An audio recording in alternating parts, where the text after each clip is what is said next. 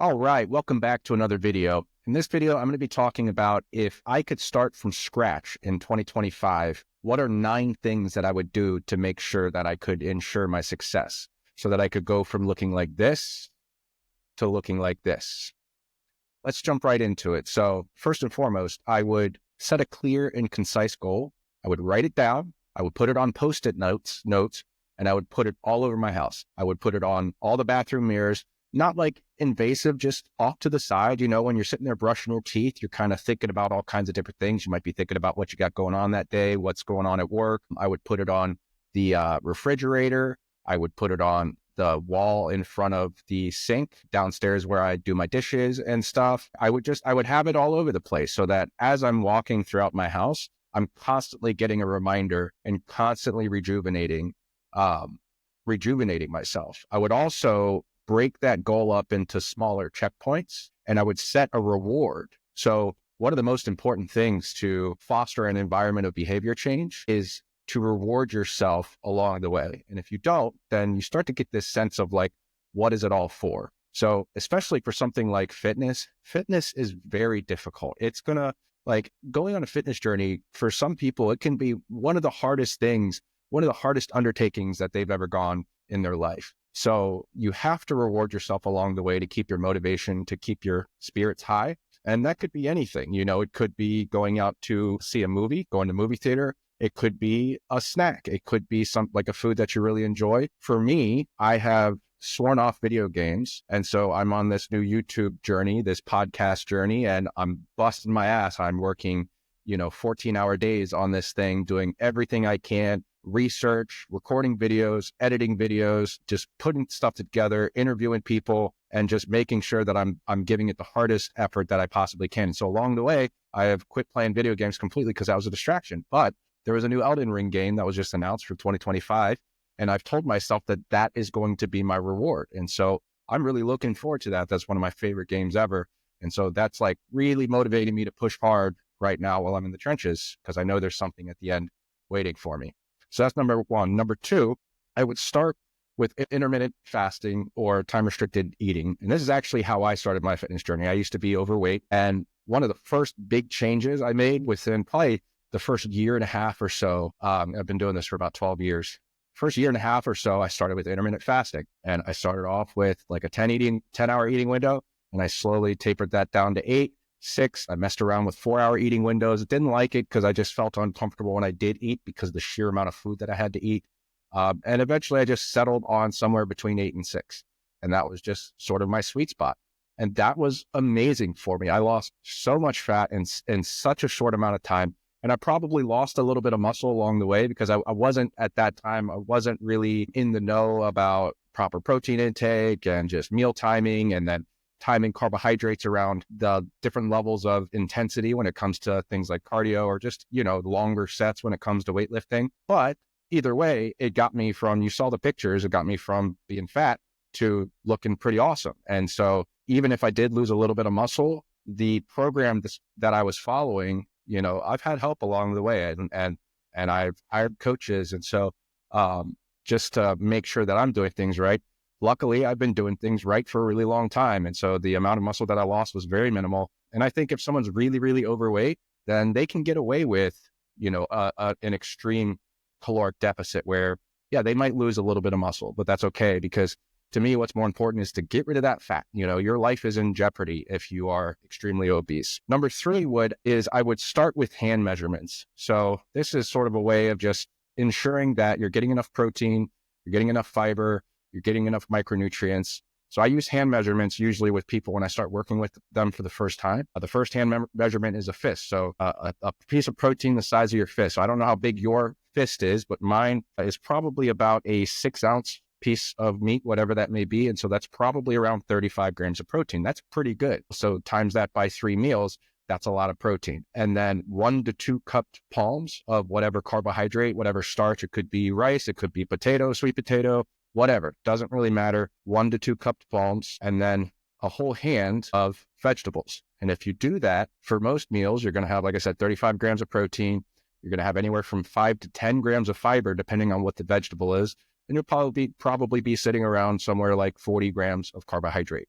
which is like, that's basically as perfect a meal as possible. And because there's vegetables in there, you're getting micronutrients from the protein. So it's just a really easy place to start for most people. And because of the fiber and because of the protein, people don't end up snacking when they eat that way because they're full. They're eating a real meal, a diverse meal with lots of nutrients, jam-packed, and they're going to be full for a long time. And so the likelihood they're going to be snacking in between those meals is very, very real quick. Sorry to interrupt. If you're still here, I really appreciate you. If you've gotten any value from this video, please consider hitting the subscribe button and hitting the notification bell so that you get notified every time I release a new video. I release a full podcast every Tuesday, wherever you get your podcasts.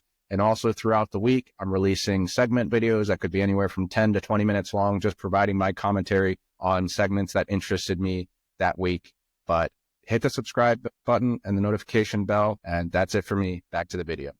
In terms of working out, so number 4, I would follow either an upper body, lower body split, or I would follow a push-pull leg split. So I really like these splits for people that are new, because the last thing you want to do when I first start working with someone, I'm not going to be like, okay, let's go. We're going to work out 7 days a week. That's a really bad idea, especially the likelihood that they will be sore in the beginning and sort of miserable and tired, lethargic and stuff is very high. So starting people off with 2 or 3 days is a much better idea. And if you do an upper body, lower body split, those 2 days, you're covering all the bases. If you're doing a push-pull leg split, those 3 days, you're covering all the bases. Also, these types of programs are incredibly useful for people that like to run. So I myself am a runner. I'm also a certified running coach through Road Runners Club of America. And so I'm not going to sacrifice my running for weight training. And so me personally, I follow a push-pull leg style training program where in between my lifting days, I'm running. I don't want to lift and run on the same day. That's a really bad idea. That's a fast track to injury. I know people like to do 2-a-days. Unless you're on performance enhancing drugs, it's just a really bad idea. I can promise you that. So push-pull legs ensures that I can get my runs in and cover all the bases I need to with my weight training. And as you can see, I look decent for being a runner. So I think that's just a really easy box to check for most people. And I would just start with like 20 to 30 minutes, depending on the person and their history. So 20 minutes, a 20-minute push or workout routine, 20-minute pull workout routine, 20-minute legs. And as they continue to show up and build that habit of showing up, increase the duration, increase the number of exercises. So that might only be 3 sets of 2 exercises to begin with, or it might be 2 sets of 2 exercises, whatever. I really don't care, especially in the beginning.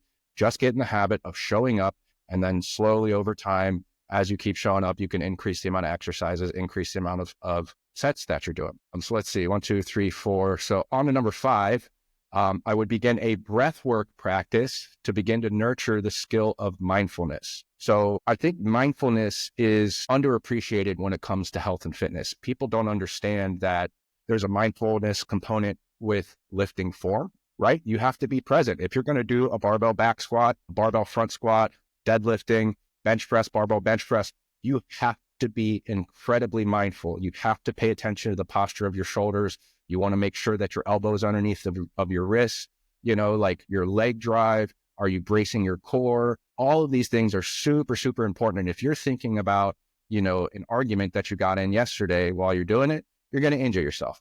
If you're thinking about some chick, you're going to injure yourself. You need to be in the present moment when you're lifting weights. And that's honestly one of the reasons why I love exercising so much, is because forcing me to be in the present moment takes me away from all that other bullshit out there. That's, you get stuff stacked up on your plate and it can be overwhelming sometimes. Not only that, but on the nutrition front, mindfulness is extremely important. So a lot of times people end up overweight because snacking and such gets away from them.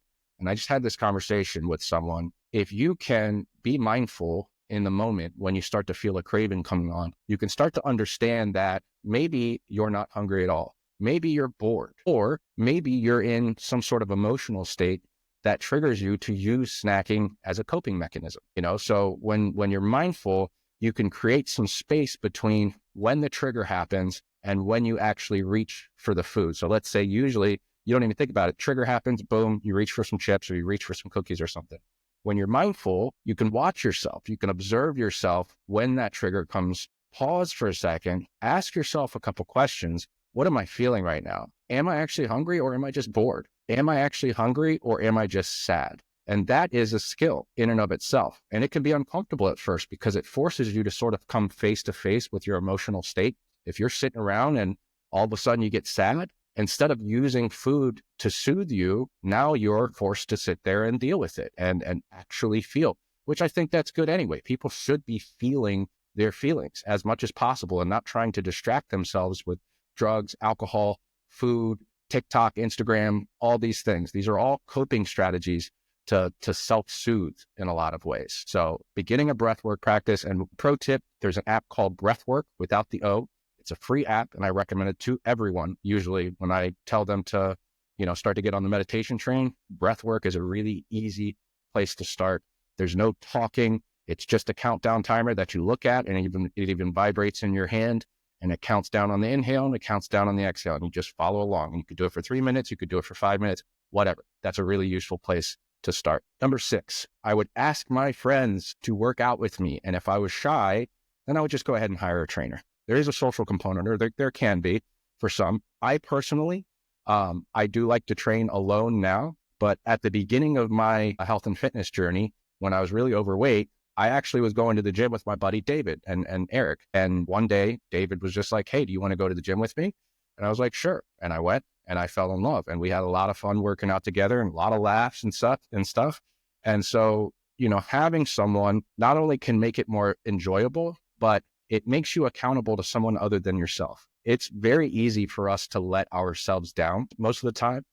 People make promises to themselves all the time and break them all the time. And so if you have someone else that's expecting you to show up at 6 p.m., you gotta, be authentic and keep your word to that person. That's very important. So I would say asking a friend to work out with you can be a really great idea. Number 7, I would invest in protein powder, blender bottles, and a couple metallic water bottles, as well as some workout clothes. So the workout clothes is a really big one because you've heard the saying, look good, feel good, right? So I would spend some time, and it's going to be trial and error. You're probably going to order some clothes that, maybe the color isn't what it looks like, or it doesn't fit the way that it says it's going to fit.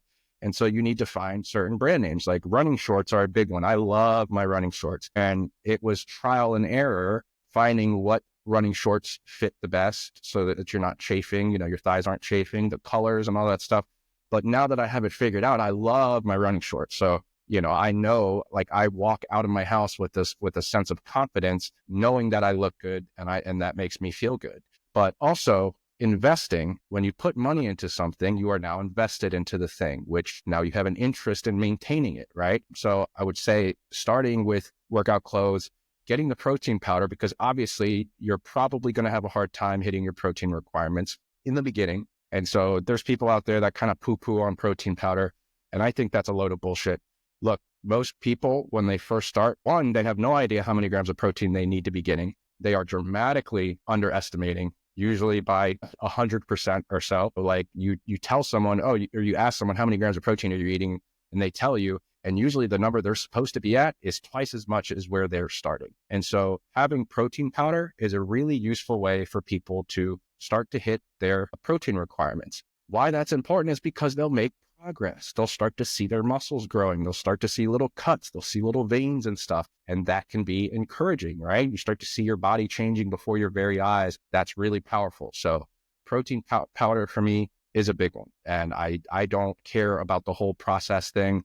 I do care about sucralose now. I did make a video about that. But as long as I can find a protein powder that doesn't have sucralose in it, I'm okay. So I use Jocko Milk. It has monk fruit as opposed to sucralose. It tastes amazing, and it's 22 grams per scoop. Number 8, I would work on my sleep hygiene. And how I would do that is, number 1, I would invest in blackout curtains. So people don't understand how much light is affecting their ability to actually sleep soundly. That includes the light seeping in from the curtains. Even though it's dark outside, there will be light coming in. That includes little display lights or notification lights on a VCR, a cable box. Your alarm is a big one. Some of those alarms are really, really bright. So hopefully you have an alarm that you can dim the display a little bit. But on that note, I would go around my room. If I had to have the stuff in my bedroom, then I would go around with electrical tape, black tape, and I would cover up all of those little lights that could be bothering me. And that sounds nitty-picky, but you have photoreceptors on your skin, not just in your eyes. And when your nervous system starts to sense that there's light coming in, it starts to produce certain hormones to wake you up, i.e. cortisol.